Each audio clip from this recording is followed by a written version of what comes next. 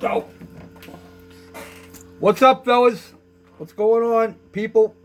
How's everybody on this beautiful Saturday morning up here in the eastern quadrant, upper quadrant of the United States of America?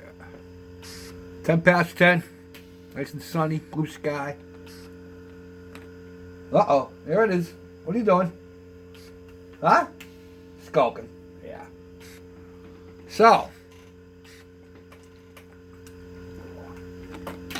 got some progress here in the model works. Some good, some bad.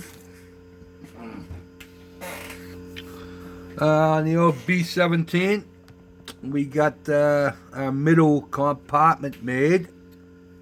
The radio room, I believe it is. I could be wrong.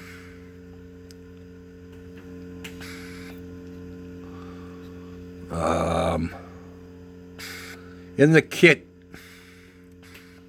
on this back here, on this big desk or whatever the hell it is, the only thing they had for a radio was a little square box that had absolutely no dials on it, nothing. As a matter of fact, all I do is I tossed it. But yeah, they tell you the directions to highlight the areas, but how do you highlight something when there's something ain't there to highlight? So I cut it off. I took one of my spare resin pots and decided to use that. And there is a radio. So yeah, not too bad. This is where the ball turret, the belly turret goes. The ball turret goes into that hole. Where are we? Oh yeah, here we are. Our ball turret will snap into that hole. Well, I can't put it in until I get the ship together, I don't think. So, we'll do that. But that's all done. I got my bombs made. They need to be sanded and fixed up. I got my tires all done, or rear tire, and it's all done and ready to go in. I finished up my two big tires, like I said, and I think I'm going to put my flat spot up top because it's going to be hanging in the air. The wheels will be down, and I don't want anybody to see the flat spot. I'm also going to try to open the bomb bay doors on this kit. I have aftermarket PE ones. I do not know if I'm going to use them. I'm going to try, but I got to cut this out of here. I got to cut this all out of here. And before I can cut it out, I need to take the PE one, lay it over this, and get the shape into it. So I'm going to try that first. And if these come out okay, halfway decent with the shape in them, then I will use them. I'll figure out some way of putting a hinge on them and keeping them open. But yeah, those need to be cut out. I was putting all my glass in yesterday. I ran into two problems with the glass that goes over the cockpit. Not the cockpit glass itself, which will go here, but this piece here. Can you guys see the gap? See the gap, right? Okay, there's that one on that side. And then on the other side, it's at the bottom. I don't know if you can see it.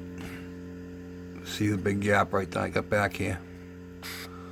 So, it was either push this all the way back and have this piece here to try to fix, or push it up front and then just leave me this little straight piece here.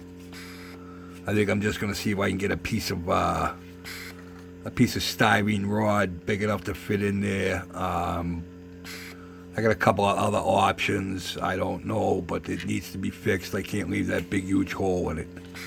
Other than that, all the glass fit in pretty good. I got all my glass in with regular cement so that it will have a good bond, and I will tape it all up inside and outside before I paint. I fixed this this piece up here. I think I'm not sure what it is, but it left the back wide open. Yes, I know that there's a bulkhead that goes here, but I just couldn't let that go like that. So I put that in. I did the same thing with this seat, fellas, on the other side. This whole back of this seat was wide open. Big sinkholes and everything else. So I just took a little piece of styrene, real thin, flat styrene, and made a little cover for the back of it. Looks a little bit better than it did anyway. Not that you're going to see it, but I just couldn't let it go like that. So, but that's all done. We got that all set. I showed you guys the other front part. That's all done. The 32. Well, it's a car, so you knew I was going to have problems. It's in the Purple Pond. I painted it a couple of days ago, and it looked good at first when I had painted it, but then I went to look at it early yesterday morning, and I had a couple of spots that had wrinkled on me, and I mean wrinkled bad. So I tried to sand them out, but yeah, okay. So in the Purple Pond it went. To give it a couple of days, I'll respray it. Meanwhile, I got to tape off the body. I got the windows on the body that needs to be all taped off so I can paint this. I put the cover on. So yeah, I think I'll be taping up the windshield and the back window on the two sides. You don't get any windows for these, so front is taped off. I'm going to do something with the front. So yeah, that's where I am with that. But yeah, live and learn. My problem with painting, I think, when I do come to cars, is I try to put too much down at one time. I keep trying to break myself of that habit, but I have a tough time doing that. I'll get it eventually, right? I'll get it eventually. Try again, right? But yeah, I think that's what my problem is. I try to get too much paint down all at once. Instead of putting several light coats, I tend to put a couple of heavy coats. I had weaned myself from that, but I guess I forgot when I did this one, so yeah, it happens. I mean, I was getting good there when I did the one for Jeff. I mean, that original paint job come out awesome. The yellow looked great. And then I went to try to, instead of bare metal foiling the trim, I tried to Molitor the trim, which means I taped everything off. And then when I pulled the tape, the Molitor was just gone everywhere. So there it was, throw it back in the pond. And my fault, But they are getting better. Like I said, I just got to take my time with this next one, that's all. So, but there's that. Like I said, I got things to tape up, get ready for paint. I got to paint the whole inside of this plane. I got most of the stuff made for it. I got the bomb rack all made. That needs to be painted. Bombs are made. They need to be... I got some seam sanding and filling to do. And we're not filling, but fixing. Fiddling around with the PE part for the windshield. I'm thinking of somehow trying to figure out how to use the kit glass with this, because if I don't, I need to cut clear for these windows. So I'm thinking of seeing if there's going to be some way that I can, because I mean it fits perfect. Both sides fit perfect. I got them all bent up and ready to go. But it's just a matter of, like I said, because this back part is where it sticks into the plane. So I mean, I'm gonna put the one from the kit in, and then if I can incorporate the PE parts, I'll super glue them on there, because it'll look better. It'll give it that.